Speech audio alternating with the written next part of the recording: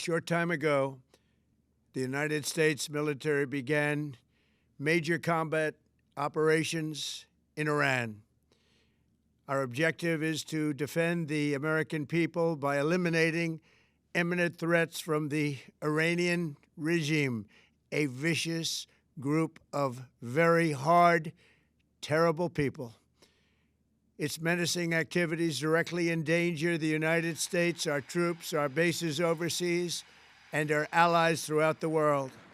For 47 years, the Iranian regime has chanted death to America and waged an unending campaign of bloodshed and mass murder, targeting the United States, our troops, and the innocent people in many, many countries. Among the regime's very first acts was to back a violent takeover of the U.S. Embassy in Tehran, holding dozens of American hostages for 444 days. In 1983, Iran's proxies carried out the Marine barracks bombing in Beirut that killed 241 American military personnel. In 2000, they knew and were probably involved with the attack on the USS Cole.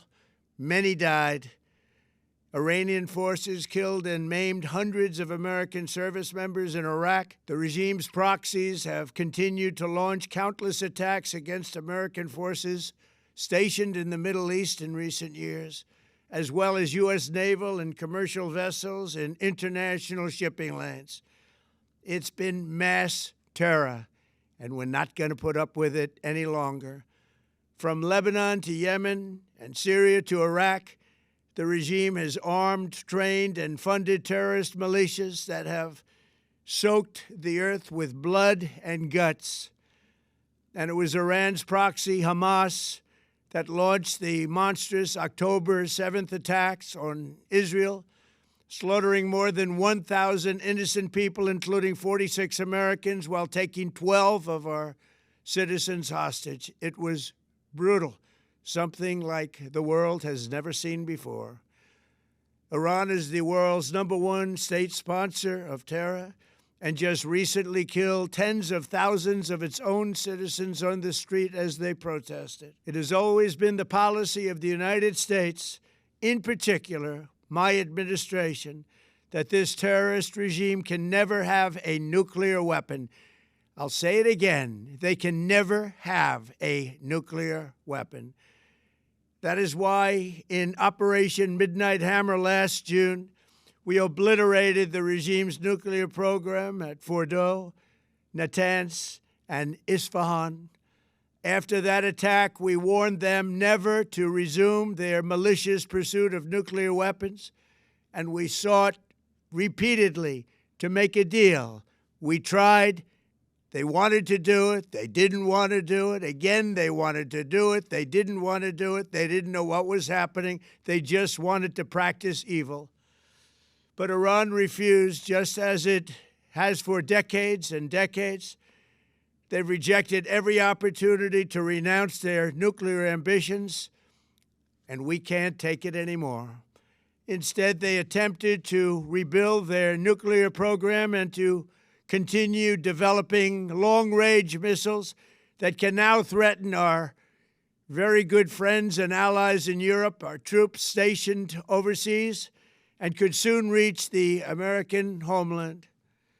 Just imagine how emboldened this regime would be if they ever had and actually were armed with nuclear weapons as a means to deliver their message. For these reasons, the United States military is undertaking a massive and ongoing operation to prevent this very wicked, radical dictatorship from threatening America and our core national security interests. We are going to destroy their missiles and raise their missile industry to the ground. It will be totally, again, obliterated. We're going to annihilate their Navy. We're going to ensure that the region's terrorist proxies can no longer destabilize the region or the world and attack our forces and no longer use their IEDs or roadside bombs, as they are sometimes called, to so gravely wound and kill thousands and thousands of people, including many Americans. and we will ensure that Iran does not obtain a nuclear weapon. It's a very simple message. They will never have a nuclear weapon.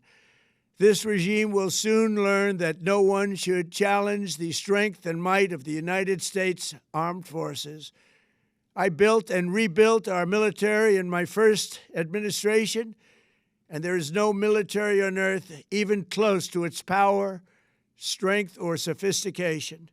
My administration has taken every possible step to minimize the risk to U.S. personnel in the region. Even so, and I do not make this statement lightly, the Iranian regime seeks to kill. The lives of courageous American heroes may be lost, and we may have casualties. That often happens in war. But we're doing this not for now. We're doing this for the future, and it is a noble mission. We pray for every service member as they selflessly risk their lives to ensure that Americans and our children will never be threatened by a nuclear-armed Iran. We ask God to protect all of our heroes in harm's way, and we trust that, with His help, the men and women of the armed forces will prevail. We have the greatest in the world, and they will prevail. To the members of the Islamic Revolutionary Guard, the armed forces, and all of the police, I say tonight that you must lay down your weapons and have complete immunity, or, in the alternative, face certain death. So, lay down your arms. You will be treated fairly with total immunity, or you will face certain death. Finally, to the great, proud people of Iran, I say tonight that the hour of your freedom is at hand. Stay sheltered. Don't leave your home. It's very dangerous outside. Bombs will be dropping everywhere. When we are finished, take over your government. It will be yours to take. This will be probably your only chance for generations. For many years, you have asked for America's help, but you never got it. No president was willing to do what I am willing to do tonight. Now you have a president who is giving you what you want. So let's see how you respond. America is backing you with overwhelming strength and devastating force.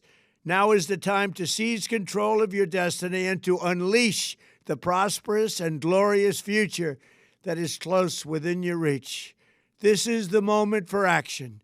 Do not let it pass. May God bless the brave men and women of America's armed forces. May God bless the United States of America. May God bless you all. Thank you.